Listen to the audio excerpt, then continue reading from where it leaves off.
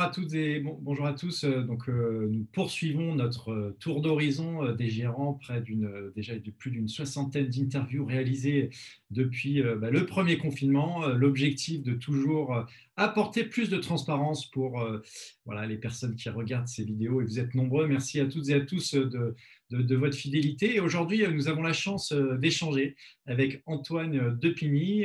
Bonjour Antoine. Bonjour, bonjour à Alors, tous. voilà, je le rappelle, vous êtes directeur du développement au sein de Primonial REIM. Et aujourd'hui, on va parler de votre SCPI, cet SCPI qui est le vaisseau amiral des SCPI orientés dans la santé et même un peu plus que dans la santé. Est-ce que vous pouvez nous rappeler un petit peu, Antoine, voilà, la philosophie de cette SCPI, la SCPI Primovie? Alors, effectivement, Primovis, c'est la SCPI standard, en tout cas, qui fait référence sur le marché de la santé. Pour mémoire, c'est la première SCPI spécialisée santé qui a été lancée sur le marché. Donc, on était assez pionnier et aujourd'hui, on est largement leader puisque c'est la première SCPI en termes de collecte. Donc, elle est vraiment plébiscitée depuis un certain temps, depuis plusieurs années maintenant, par le grand public. C'est une SCPI qui a plus de 3 milliards de capitalisation et qui est spécialisée donc dans la santé plus largement dans les étapes de la vie. C'est-à-dire qu'on est à la fois sur des actifs d'éducation, crèche, école, mais on est également sur des étapes de la santé, donc la clinique, plusieurs types de cliniques, ça peut être de l'obstétrique, de l'hôpital psychiatrique, des soins de suite et réadaptation, mais également sur des résidences seniors et des EHPAD.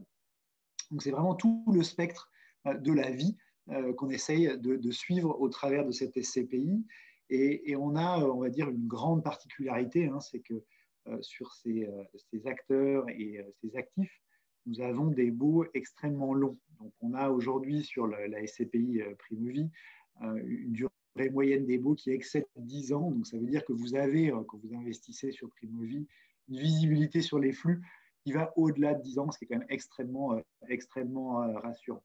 Donc, c'est voilà, une thématique très porteuse, évidemment. Aujourd'hui, je pense que la crise du Covid a mis en lumière des manques qui sont très criants en termes d'équipement, à la fois en France, mais également en Europe. On parle également de déficit en Allemagne, en Italie, en Espagne, dans les pays nordiques. Ce sont tous les pays d'investissement potentiel de Primovie. Et aujourd'hui, quand on regarde un petit peu les thématiques d'investissement de l'exercice, on a investi à la fois dans des EHPAD et des cliniques en France, mais également en Allemagne, où le marché est encore extrêmement porteur et extrêmement, on va dire, rémunérateur. Donc on est vraiment sur ces thématiques-là. On est sur une thématique qui est je dirais par essence, portée par les thématiques ESG et ISR. On est Oui, plutôt sur le justement, S. j'allais y venir. On est dans une logique très forte, puisqu'on sait que depuis le mois de juillet, il y a le décret qui est paru, et puis que ça y est, on va, depuis le 23 octobre, les labellisateurs j'allais dire, travaillent d'arrache-pied pour pouvoir accompagner les sociétés de gestion, et a priori, dans les prochains jours, peut-être, pourquoi pas, peut-être prochaines semaines, il va y avoir les premières SCPI qui vont être labellisées ISR. On le rappelle aux téléspectateurs qui nous regardent, investissement socialement responsable, le fait d'investir avec ces critères environnementaux, sociaux et de gouvernance, ces critères ESG. Voilà, où est-ce que vous en êtes, Antoine, par rapport à votre SCPI Primovi qui, comme vous l'indiquez, semble s'inscrire parfaitement dans cette dynamique? Alors, oui, effectivement, en fait, la SCPI Primovie, alors déjà, la SCPI est un fonds de partage pour l'hôpital Necker. Ça, c'est extrêmement important. Depuis de nombreuses années, Primonial REM soutient l'hôpital Necker, mais c'est depuis le début de l'année 2020, c'est devenu un fonds de partage, c'est-à-dire que chaque souscription de nouvelle part de Primovie permet à la société de gestion de faire un don supplémentaire à l'hôpital Necker. Donc ça, c'est une démarche qui est validée par l'AMF qui va dire, sacralise un petit peu le S, évidemment, de la démarche ISR. Ensuite, on a engagé au sein de Primonial REM cette démarche ISR sur l'ensemble de nos actifs. donc que ce soit des actifs d'ailleurs de commerce, de santé, de bureaux ou de résidentiel. Il se trouve qu'on a deux fonds qui seront en labellisation ISR, et donc un fonds qui est la SCPI Primo Pierre et un autre fonds, un autre fonds grand public que nous allons lancer, un EPCI qui sera également ISR. On a commencé par le patrimoine bureau, puisque c'est le patrimoine qui est le plus facile à aborder, notamment d'un point de vue de mesure de consommation électrique. Les actifs de santé, ils sont par essence socialement responsables. Hein. C'est un investissement qui a une utilité sociale, c'est presque un investissement à impact. En revanche, la partie de mesure des performances énergétiques est aujourd'hui encore un tout petit peu plus compliquée à mettre en place, puisqu'il nécessite une relation et en tout cas un échange de données parfaitement transparentes entre les opérateurs de santé et nous. Donc c'est quelque chose sur laquelle on travaille, et on espère ajouter Primovie à la liste des fonds ISR voilà, très prochainement. Mais évidemment, le fonds et l'investissement lui-même soutient l'impact social dont aujourd'hui l'économie et les économies ont besoin. Donc on s'inscrit vraiment dans cette démarche-là de façon extrêmement proactive.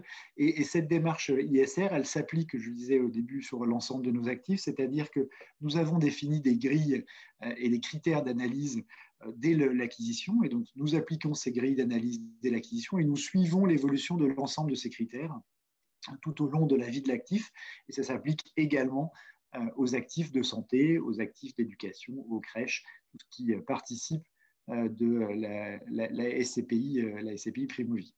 Donc voilà un petit peu ce que je pouvais vous dire sur le label. Effectivement, après le label, on attend les premiers résultats. A priori, c'était censé être pour la fin de cette semaine, début de la semaine prochaine. Je crois que ce sera plutôt, à mon avis, mi-décembre. Voilà, bon, mais en tout cas, on sait que c'est une bonne chose dans l'univers des fonds immobiliers. Pour les épargnants, ce n'est pas du greenwashing, c'est des objectifs très clairs qui vont être inscrits dans l'ADN j'allais dire, voilà, du label de chaque gérant au niveau de sa SCPI, des objectifs, un suivi dans le temps, une comparaison, une transparence d'information. Donc, quelque part, c'est du bon sens, mais du bon sens qui va être suivi et mesuré dans le temps. Donc, il va y avoir des moyens humains pour réaliser ça.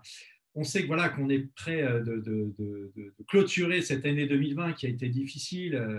Voilà, on voit qu'il y a quand même une lueur d'espoir avec pas mal de choses positives qui sont en train d'arriver, surtout au niveau des vaccins. Quelle est, j'allais dire, la dernière bonne nouvelle, Antoine, que vous voulez nous partager sur peut-être ce bilan, sur une performance à venir pour votre SCPI Primovie? Alors, effectivement, la bonne nouvelle, c'est que la promesse client sur la SCPI Primovie, c'est qu'on est sur un investissement qui est décorrélé des grandes tendances économiques et financières pures, puisque finalement, l'investissement en santé, en éducation, il est déterminé par des grands drivers démographiques, et on sait aujourd'hui que la population de plus de 80 ans va doubler d'ici une trentaine d'années, la population de plus de 65 ans est en train d'exploser également, donc on a ces drivers déjà très très marqués, et donc on s'attend à une stabilité des rendements sur cette thématique de la vie, et c'est effectivement ce qui va se passer pour notre SCPI Primovie, puisque on reste à des niveaux de collecte très importants. On a eu énormément d'investissements tout à fait profitables à la fois en France mais également en Allemagne, et on sera en capacité sur 2020 de servir une distribution qui sera égale à celle de 2019, autour de 4,50. Et je pense que ce qui est très important, c'est de vraiment bien comprendre que finalement cet investissement il est pérenne dans le temps, on a une bonne visibilité, et donc on a des horizons de distribution qui seront probablement assez similaires dans les années qui viennent. Et la bonne nouvelle autre qu'on peut tirer finalement de cette crise sanitaire, c'est que le marché s'est réveillé, les pouvoirs publics se sont réveillés, et donc il est assez probable qu'on puisse avoir de bonnes opportunités d'investissement, plus d'opportunités d'investissement dans les années qui viennent. Donc, quelque part, vous allez être un acteur à proximité des exploitants, ces exploitants qui ont besoin de s'engager sur des durées longues. Donc, du coup, ça permet à l'épargnant d'avoir un investissement avec une visibilité sur son rendement, un objectif, en tout cas de rendement pour l'année 2020, aux alentours des 4,5% de rendement, un TDVM, c'est important de le rappeler.